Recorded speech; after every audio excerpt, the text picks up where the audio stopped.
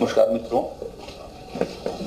मंत्रिपरिषद की बैठक में जैसा माननीय अनिल राजभर जी ने आपको जानकारी दी कि 55 विषयों पर आज जो है मंत्रिपरिषद ने अपना निर्णय लिया है, उसको अनुमोदन किया है। एक महत्वपूर्ण फैसला बुंदेलखंड के सभी 7 जनपदों के 47 विकास खंडों के भीतर प्राकृतिक खेती, जो भारतीय प्राकृतिक कृषि पद्धति है, उसके अनुसार प्रत्येक विकास खंड में 500 हेक्टेयर के क्लस्टर के रूप में चरणबद्ध तरीके से करने का फैसला किया है। इस निर्णय के अनुसार 5 वर्ष में 23,500 हेक्टेयर क्षेत्रफल के भीतर 470 क्लस्टर बना करके यह कार्य संपन्न किया जाएगा।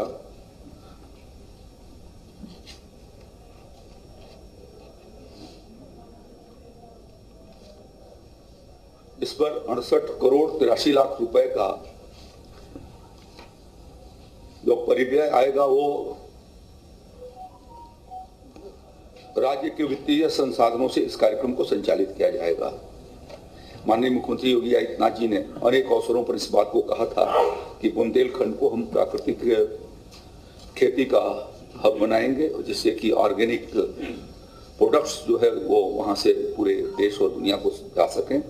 उस दृष्टि से यह निर्णय लिया गया है।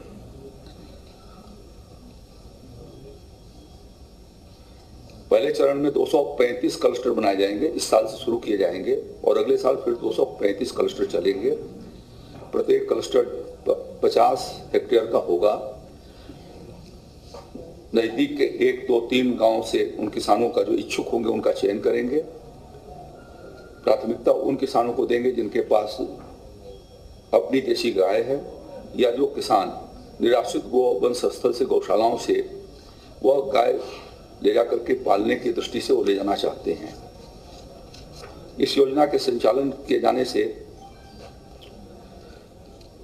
जमीन की उर्वरा शक्ति बढ़ेगी, उसमें ऑर्गेनिक मैटर कार्बन की बढ़ोतरी होगी।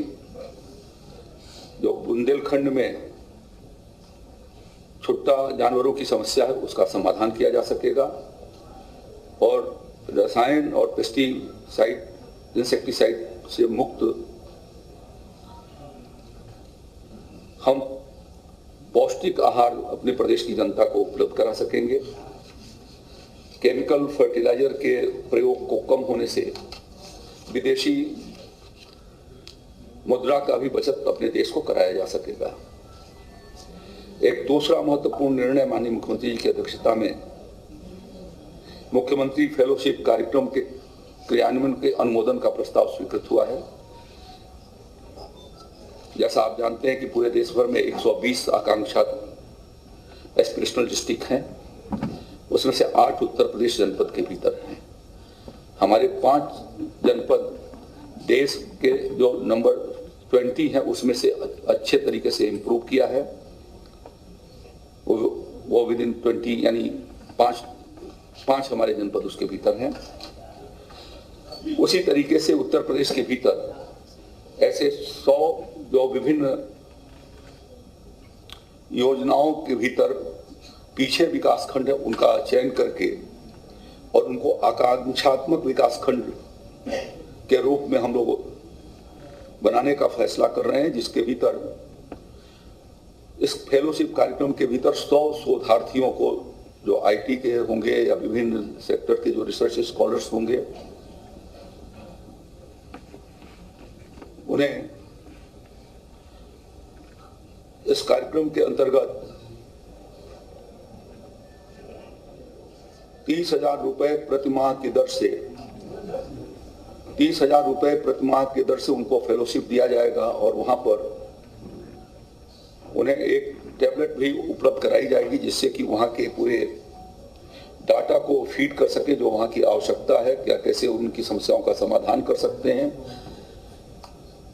उसकी क्या क्या प्रायोरिटी होनी चाहिए, निराकरण के क्या उपाय हैं, इसके संदर्भ में वो उसको सुझाव देंगे। और उससे जो हमारे ये 100 विकास खंड हैं, वो अन्य विकास खंडों के जो उनकी जीडीपी है वो उन विकास खंडों तक पहुंच जाए, जो सस्टेनेबल डेवलपमेंट गोल के लक्ष्य हैं वो उससे ऊपर हम ऊपर उठ जाएं, तो इस दिशा में उनके द्वारा सहयोग प्राप्त होगा। इन जनपदों के भीतर जिलाधिकारी और मुख्य विकास अधिकारी के पर्यवेक्षण में इन शोधार्थियों के द्वारा कार्यक्रम संचालित किए जाएंगे। इनके भीतर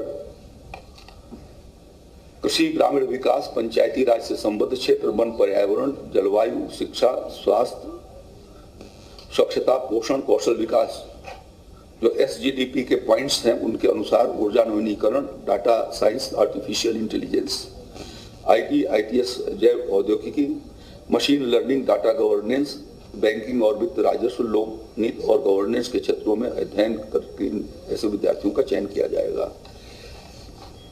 ऐसे अभ्यर्थियों के पास प्रमुख संस्थानों से प्रथम श्रेणी या न्यूनतम 60% अंकों के साथ स्नातक अथवा उच्च शैक्षिक योग्यता होनी चाहिए।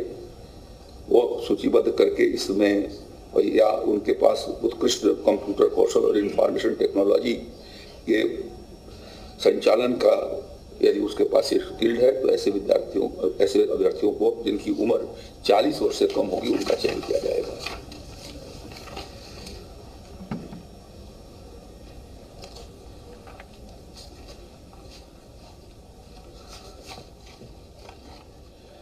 जैसा कि आप अवगत हैं कि आदरणीय प्रधानमंत्री नरेंद्र मोदी जी अगले 5 वर्षों में $5 ट्रिलियन की इकोनॉमी को देश के भीतर ले जाना चाहते हैं।